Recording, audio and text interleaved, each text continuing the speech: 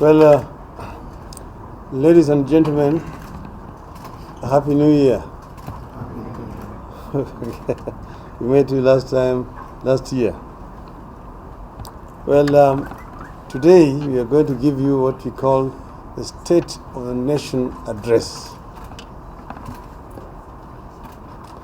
Fellow Kenyans, as we begin this year, 2016, we would like to wish you all a much better and happier year. We make these wishes well aware that many problems face our nation which the current government is very unlikely to deal with. We say so because of the experience we all have had with this government since it came to power 3 years ago. It has been a sad, unfortunate, disappointing, and painful experience. It is an experience which could have been avoided if this government had the intention of serving its people and not of stealing from them for the purpose of self-enrichment and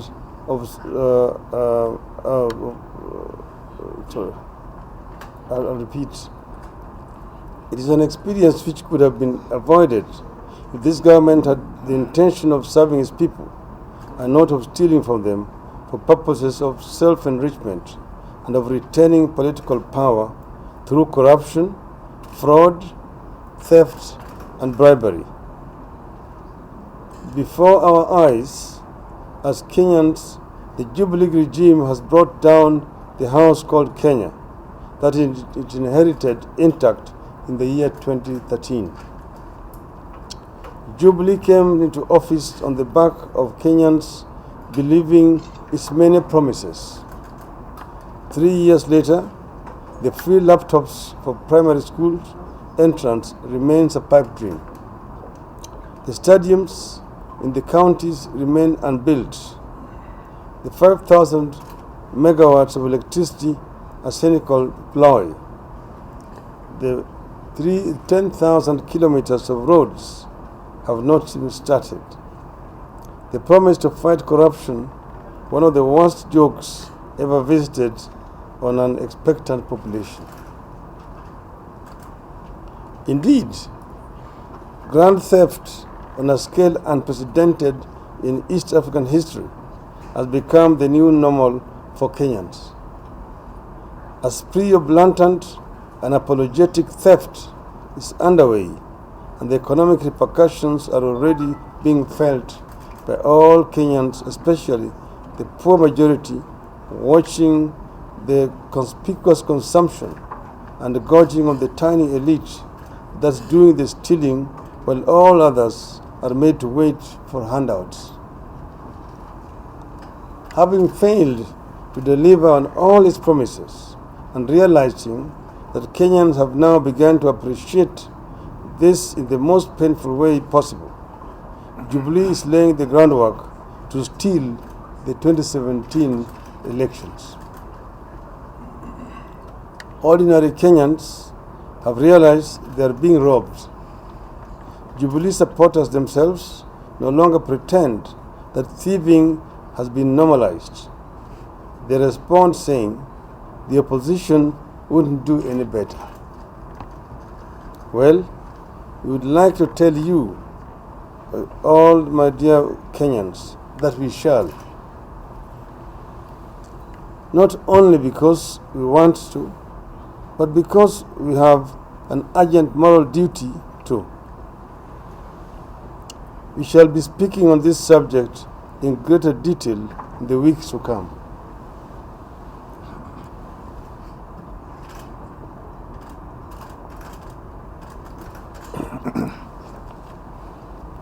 Jubilee has also embarked on a systematic rolling back of the gains made over the years and is trying to recreate the old Kanu states to create the old imperial presidency with scary dictatorial powers.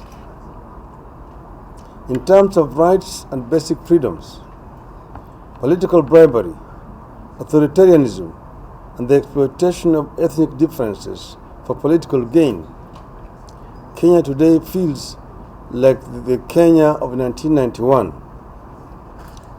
Jubilee has managed to take Kenya through its most significant political, economic, and social regression since the early 1980s, when the KANU government implemented a series of measures that turned the country into a one-party kleptocracy, the stagnating economy, and political oppression on an unprecedented scale.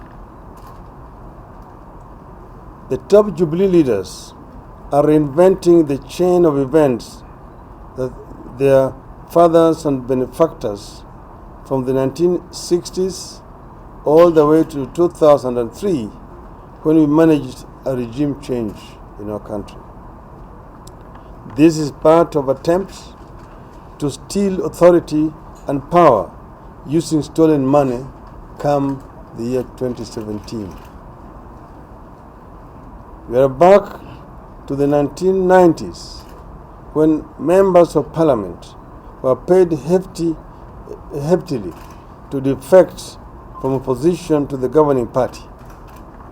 Harambee, as a tool for control, is being perfected once again and spearheaded by the president and the deputy president using stolen public money against express provisions of the Constitution that public officers shall not engage in harambees.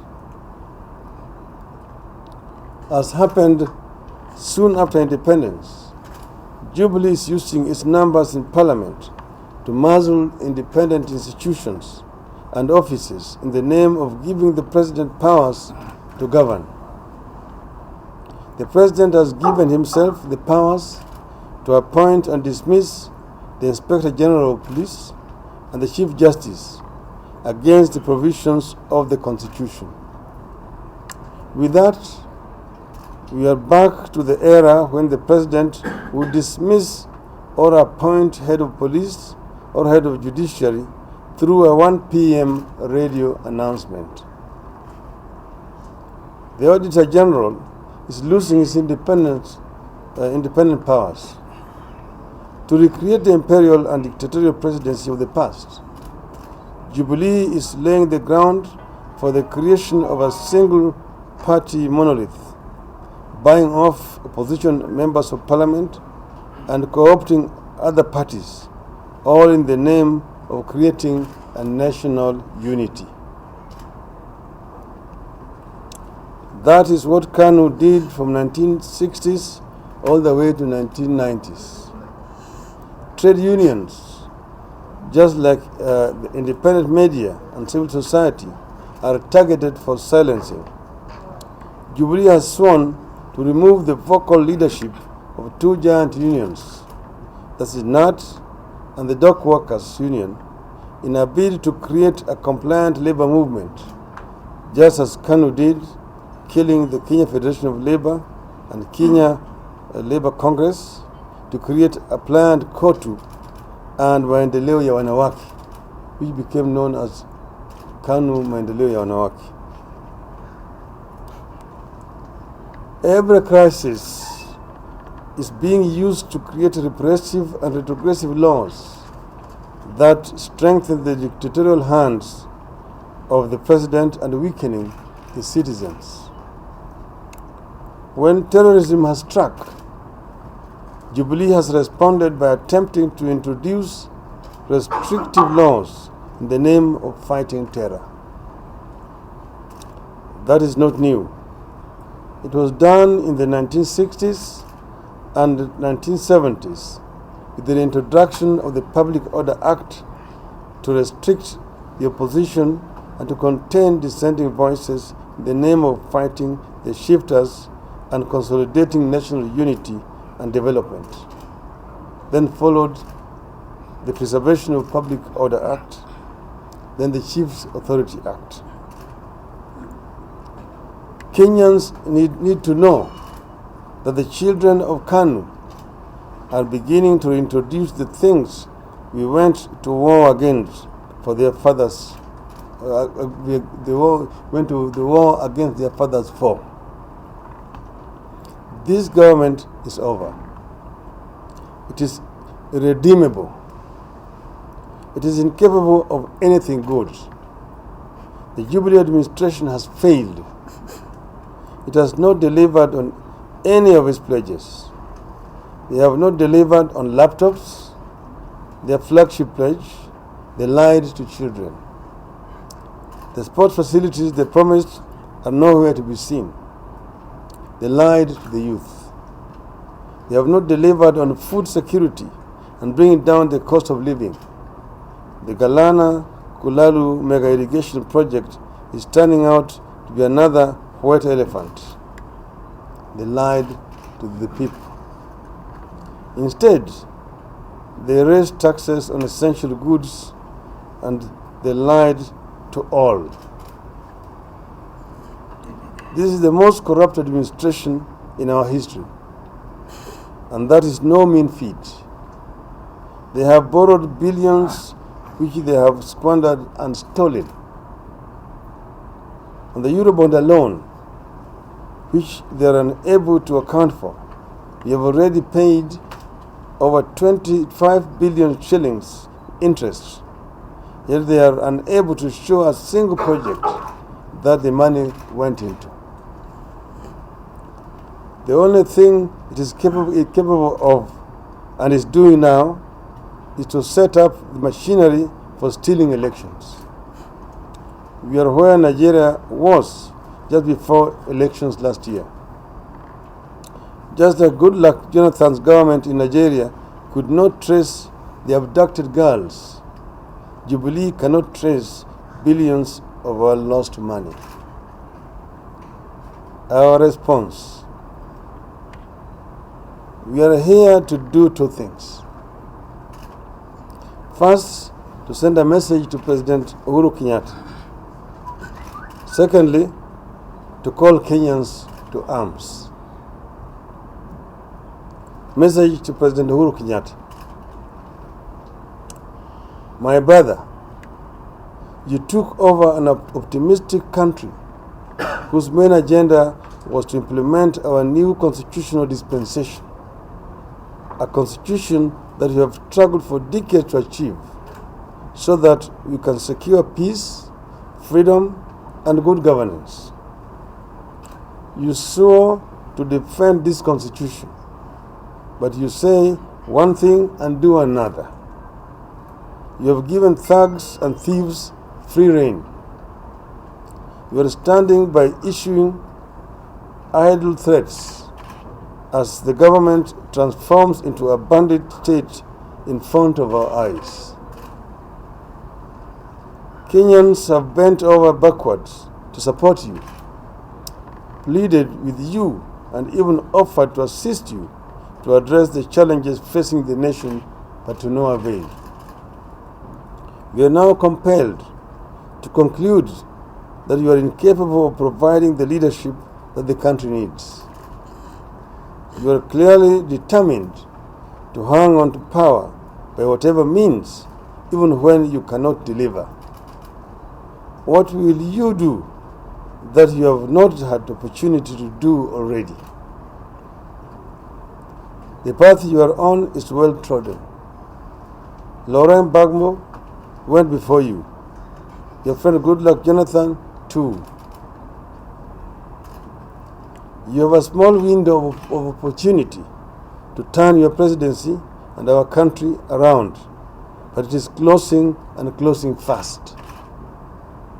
You are drowning in corruption and suffocating the entire nation. Can you muster the courage and confront the beast? Can you muster the courage and take us forward and not backwards? My brother, you must know, as we all do, that the IEBC, that the Independent Electoral and Boundaries Commission, has a serious legitimacy deficit. You must know, as we all do, that this country cannot and must not risk another election that does not enjoy the confidence of all parties. Yet, you refuse to come to the table to discuss how to ensure that we have a level playing field and a referee you can all trust. What are you afraid of? Unaogopa nini? To fellow Kenyans, my fellow Kenyans, time has come for us to stand up and defend our constitution and our fundamental rights that we have enshrined therein. We have a right to demand that the government account for our taxes and money borrowed in our name. Every Kenyan who has attained the age of majority has a right to vote in free and fair elections. We have a right to demand that the government delivers on this. We urge all young people who have attained the age of 18 and who have not been issued with identity card to demand to be issued with IDs without delay. It is your right. Fellow Kenyans, corruption is destroying our country. We all know that. What we have failed to do is to take responsibility for creating the social environment in which corruption thrives. By accepting, indeed soliciting, Harambee donations for our churches and mosques from the corrupt, by selling our vote to the highest bidder, above all, by succumbing to tribalism, seeing, hearing, and speaking no evil when our tribesmen and women are eating and shouting from the rooftops when it is others, rallying behind our corrupt tribesmen and women when they are caught eating and screaming that we are being finished. We are the authors of our predicament. We have to change or perish. Change begins with me and you. We as CORD will do our part. We will not sit by and let the Jubilee administration undo all we have struggled for, a struggle in which many lives have been lost and many years of freedom lost in Kanu's political jails. We are not going back to Egypt. We are going to Canaan. Our agenda: we shall fight the retrogressive laws in the courts. I repeat, we shall fight the retrogressive laws and those unconstitutional amendments in court. We will vigorously pursue the Okoa Kenya referendum agenda. We will pursue accountability for and recovery of the proceeds of the Eurobond. We will not accept anything less than a free and fair elections 2017. Let us roll up our sleeves and confront the beast from this day. God bless you. God bless Kenya. Thank you. You know very well, if you go to the Hansards of Parliament, which are public documents, you will see how vibrant and eloquent our members oppose all these bills. You may also recall the events of 18th December last year, when there was a pandemonium in the House following the process of bringing bills that were against the Constitution. You may also recall that we went to court and most of those offending clauses were declared unconstitutional. We are on our way to court on the 3 unconstitutional bills that have been hurriedly ascended to by the President, the one on the Chief Justice, the one on the police, and the one on the destruction of the office of the Auditor General. You know, as Kenyans, that if the Constitution of the Republic of Kenya wanted to create an office of the Deputy Attorney General or the Deputy Auditor General or the Deputy Control of Budget, it would have done so. It didn't because it was not desirable or necessary or good practice anywhere in the world. The President has sneaked in and passed and ascended to a creation of an office of Deputy Auditor General. We are already in draft form going to court to fight that, and we will continue doing that. We allowed the Law Society because they have already also instructed lawyers to go to court on the police and Chief Justice mutilation bills. On the issue of Western Kenya and cost, I want to tell you for free, and you may wish to relay this to the Deputy President who is making unhelpful trips to those regions, that he is squandering and wasting money. Probably that is the money that we are talking about, being stolen, looted, by blatantly buying out our MPs. And those MPs know, because history is there, that any member who has supplicated himself or herself to an auction ring in the political arena has ended up very ignominiously. And they are not indifferent. They'll end up the same way. Our turf in Western is intact, in fact stronger. Our turf at the coast is intact, in fact stronger. And we are making very major inroads in what they call their turf. They have forgotten that lessons of history are there for them to learn. But those who sing never learn. So I just want to add to the question on inroads. You know, the Deputy President should be aware that some of those roads are being closed.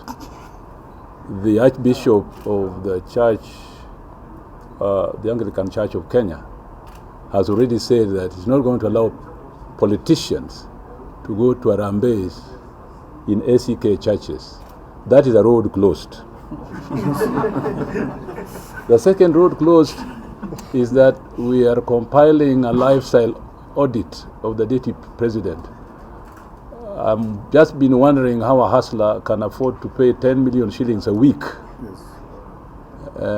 Now, you know, if you go to a bank these days and you try to withdraw a million shillings, you are asked a lot of questions where you're getting the money. So we shall be asking banks to tell us the source of the Deputy President's money, and we shall be asking the Anti-Corruption Commission to audit the Deputy President whether these are the proceeds of Eurobond being used in political tourism by the Deputy President, who is not engaged in opening roads in our counties, but in spending ill-gotten money, which we term as an election offense before the elections. Sawa sawa? Asante sana.